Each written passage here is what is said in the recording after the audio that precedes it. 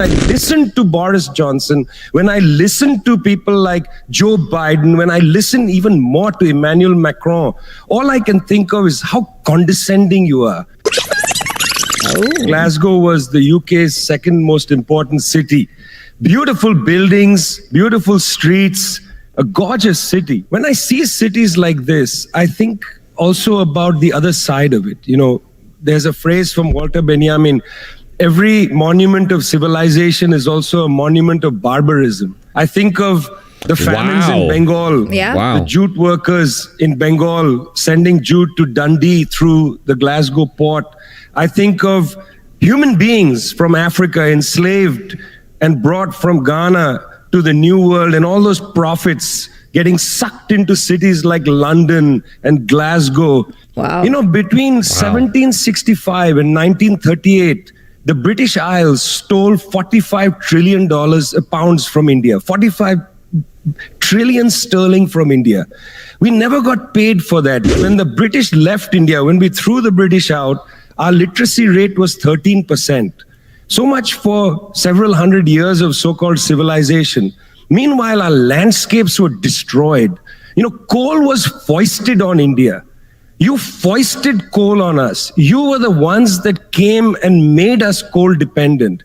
And then you left, and now you dare to condescend to us. When I listen to Boris Johnson, when I listen to people like Joe Biden, when I listen even more to Emmanuel Macron, all I can think of is how condescending you are. You condescended to us 400 years ago. You condescended to us 300 years ago. You condescended to us 200 years ago. You condescended to us 100 years ago. You're condescending to us today. You only know condescension because for you, colonialism isn't something that happened in the past and we defeated you. It's not that. For you, colonialism is a permanent condition.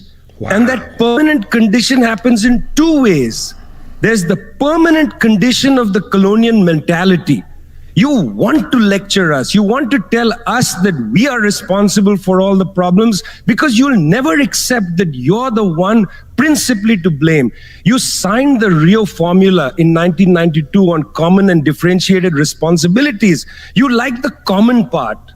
You like the common part. You like to say we're all in this together and so on. We're not in this together.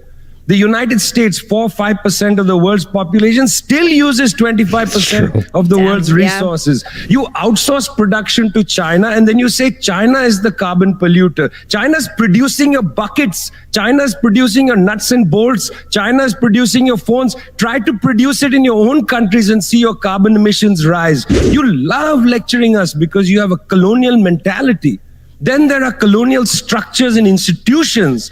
You lend us money, and every time you lend us money, which is our money, every time the International Monetary Fund comes to our societies and they tell us, here's the money we are giving you. No, it's our money.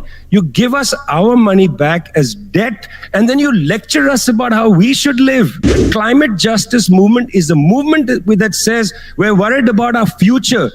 What future? What future? Children in the African continent, in Asia, in Latin America, they don't have a future. They don't have a present.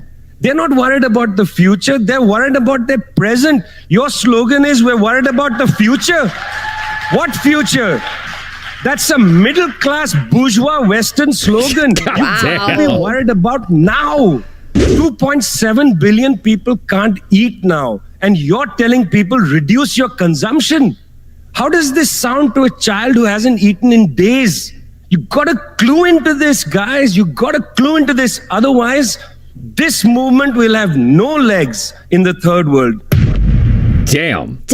That was epic. I mean, obviously, that was a compilation of highlights, right? From his talk in this thing. It did make it look like he was going on like a tangent. Full on like mic drop monologue of like, this is why the West sucks. I wouldn't say. I think everything he said in there was true. It was harsh.